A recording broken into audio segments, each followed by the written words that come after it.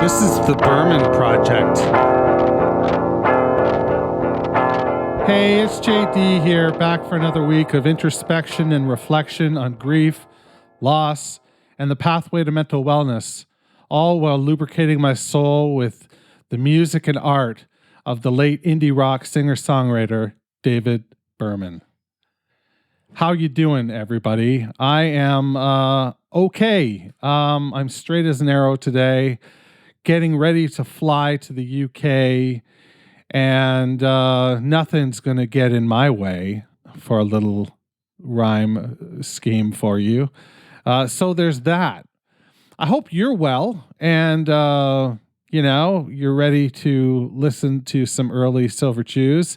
I flew the bat signal up to Bob Nastanovich to get a couple questions answered that I've thus far been unable to, sort of ascertain for certain. There are liner notes out there, Chris from Dorchester corrected me. He answered my question. I had addressed him as Chris from London, and Dorchester is, in fact, closer to the bullseye.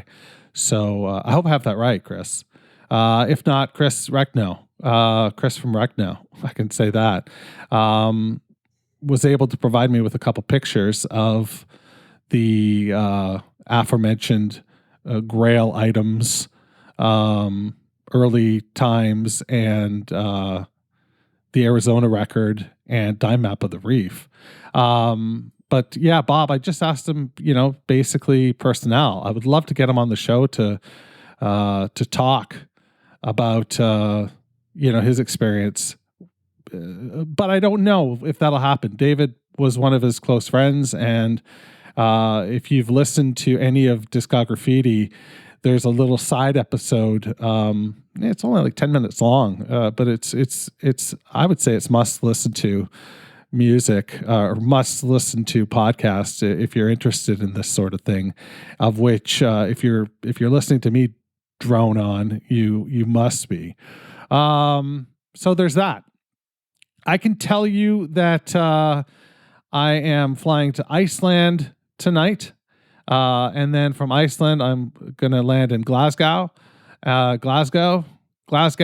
saying it like a Canadian. I'm saying it like an authentic Canadian, right?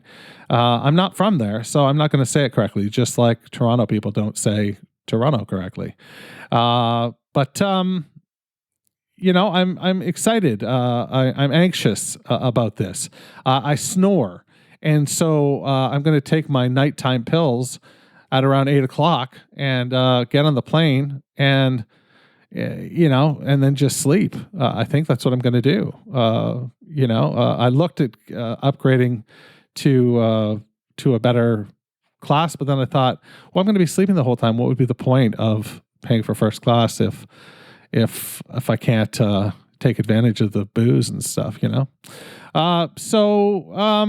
Yeah, I'm really looking forward to my adventure. I'm going to record 2 of these back to back, so they might be a bit derivative. I apologize. I'm not going to record while I'm there. And I'm just sort of taking a little pod break. So I've got everything all locked and loaded, ready to go, and it should find your ear holes just nicely. So there's that. Now, I met with my psychiatrist earlier this week, my psychotherapist earlier this week, and she's lovely. She's just, I really am vibing with her, but there's so much under the hood that I haven't revealed yet, and I almost feel like we've become not friends, but friends adjacent. And I don't know that I want to show her all this ugly, dark stuff now. So I'm in a bit of a bind there. And in fact, this last session, I went into it feeling pretty good about a couple basic things that I had accomplished in the day. Nothing too substantial, but just some activities of daily living that I had managed to accomplish. And I was looking forward to telling her about them. But the second I got on the horn with her, or the video screen with her, I clammed up, and I felt like I can't brag about this shit. I can't talk about, like activities of daily living, like they're fucking, hurdles in a decathlon. I'm not a decathlete. It's all rather blah, like I'm at the end of the day, I'm just fucking blah. And so I called the meeting off. Like we wrapped up almost 35 minutes early, and that just doesn't seem like a wise spending of my budget, So I got to figure this shit out. I really have to figure it out. I don't know how to broach, the dark stuff with her, or you. It's just there, and it's fucking ugly, and I got to figure it out. I really got to figure it out. Let's listen to a song. This is of course from early times. That's where I have it from. You may have it on the Arizona record, should you have the Arizona record. This is called The War in Apartment 1812. Love the title. The title right off the bat, very evocative to me. The War in Apartment 1812. Well, we all know that, the War of 1812 is a thing. And certainly there could be an apartment 1812. But let's give a listen to the song and see if it reveals any of itself as we go through it. I'm curious. I'm very curious. So this is The War in Apartment 1812 on the Berman Project. 1, 2, 3, 4. Down into the basement, burning my tongue down the wooden stairs, down into the ground. I just gotta make it come. Down into the basement, burning my tongue down the wooden stairs. I don't wanna make it, I don't wanna make it come.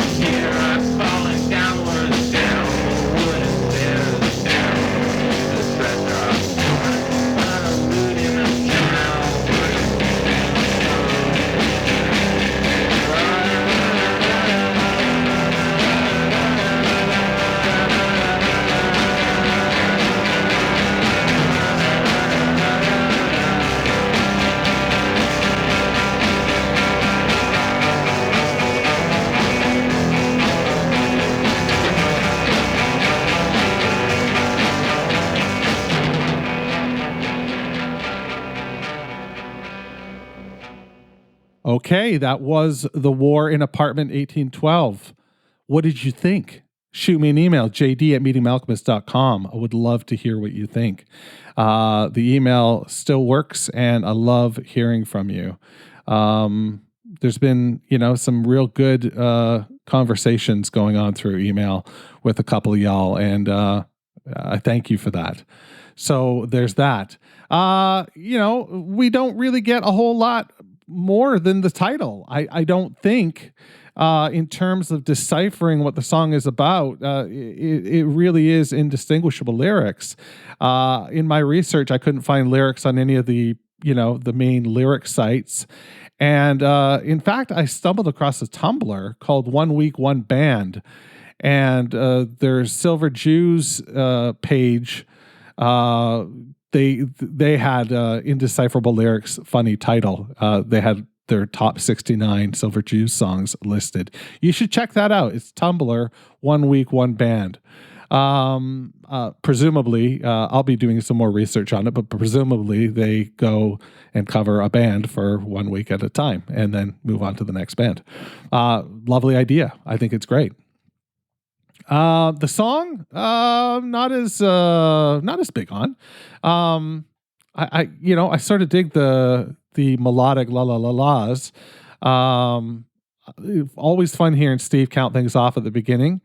That's great. But it's fuzzed out. It is fuzzed out. This would be a song that if you could track down the lyrics, there's enough of a melody there that I think I said this last time too.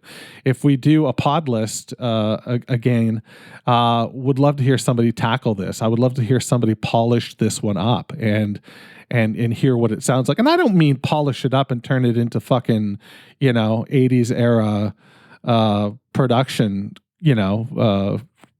quality or anything like that. Certainly, I'm not a fan of that 80s, that heavy overproduced sound, but you get what I'm driving at, right? Do you get what I'm driving? Just get out of my dreams and into my car. Okay. That's how old I am that I remember that fucking Eddie Money song, or Eddie, was it Eddie? No, it was Eddie something. It wasn't Eddie Money. Eddie Money was taking us to paradise with an extra ticket. Who out there, if you had an extra ticket to paradise, would write a song about it? I would just be finding, the right person to go with. I don't think I would write a song, but who am I? Yeah, good song. Again, I've got the bat signal out to Bob. Maybe he'll reply by the time I do my next episode and we'll get some personnel. But the way I understand it right now is you've got DC, DCB, you've got SM, and you've got Bob Nastanovich rounding out the trio.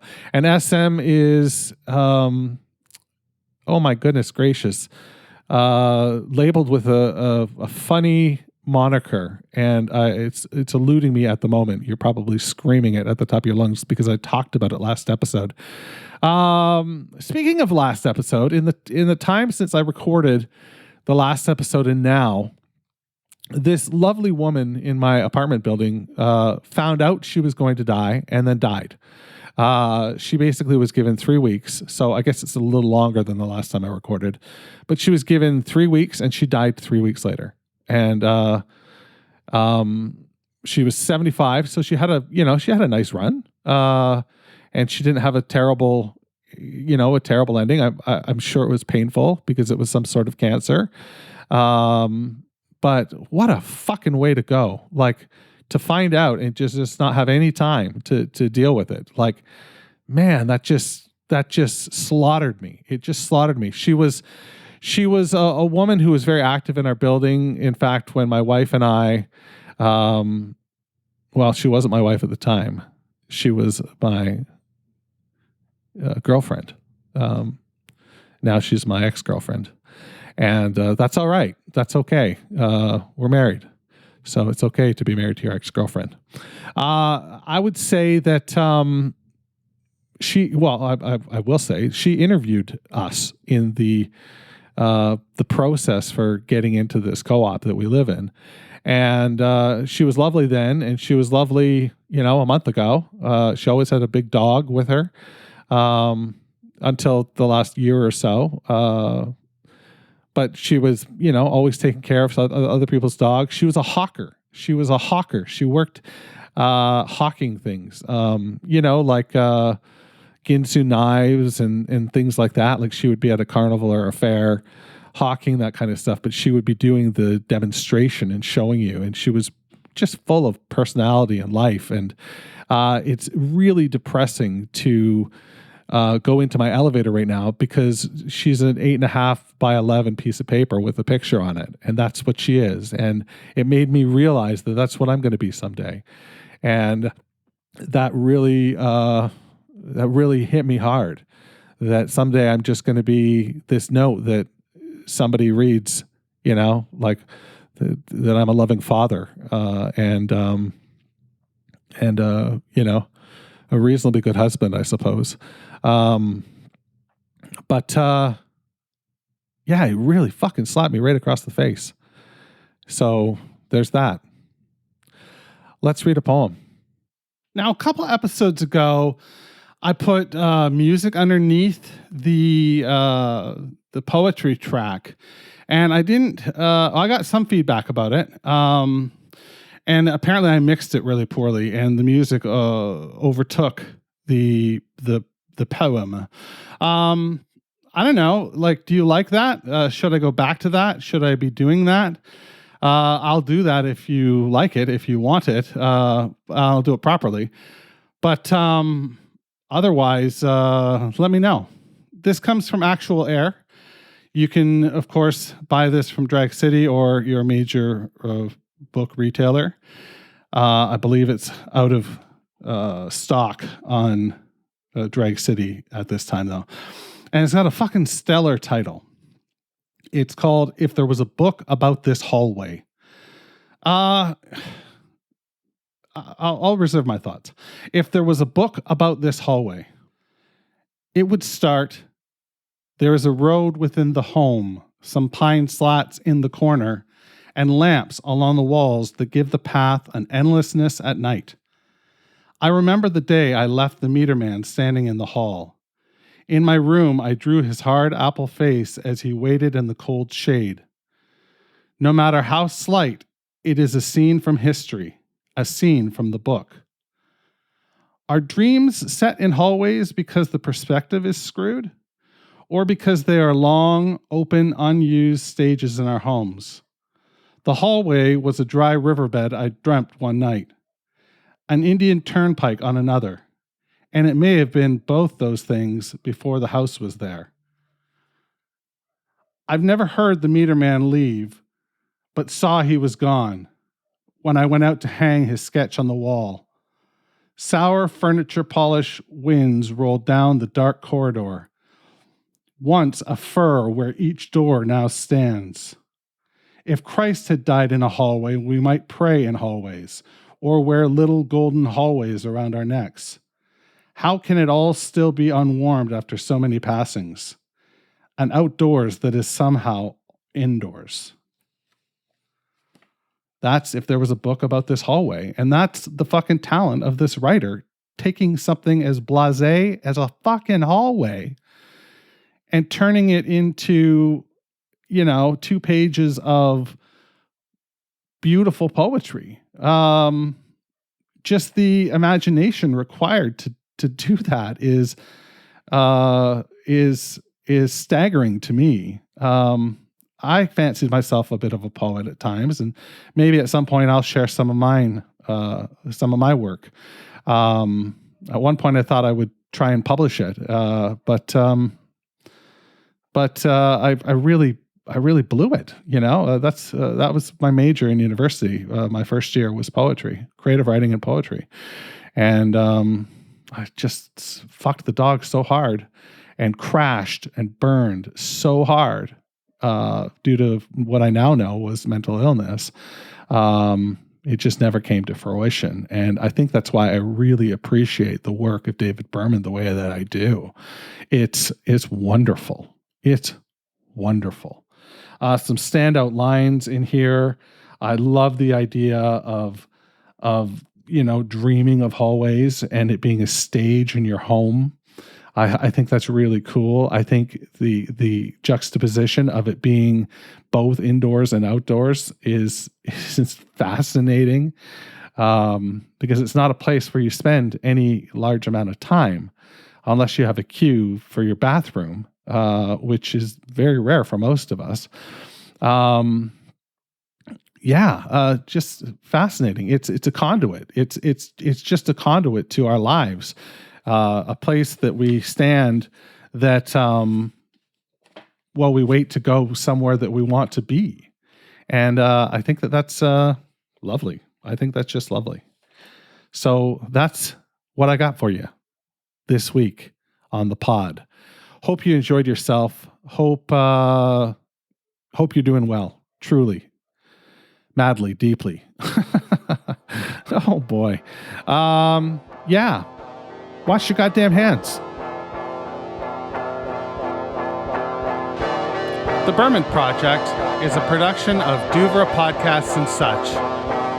You can find out more about the show at www.thebermanproject.xyz. That's right, I'm fucking Canadian. I'm also social. Find me on Twitter, Instagram, and all the rest at Berman Project.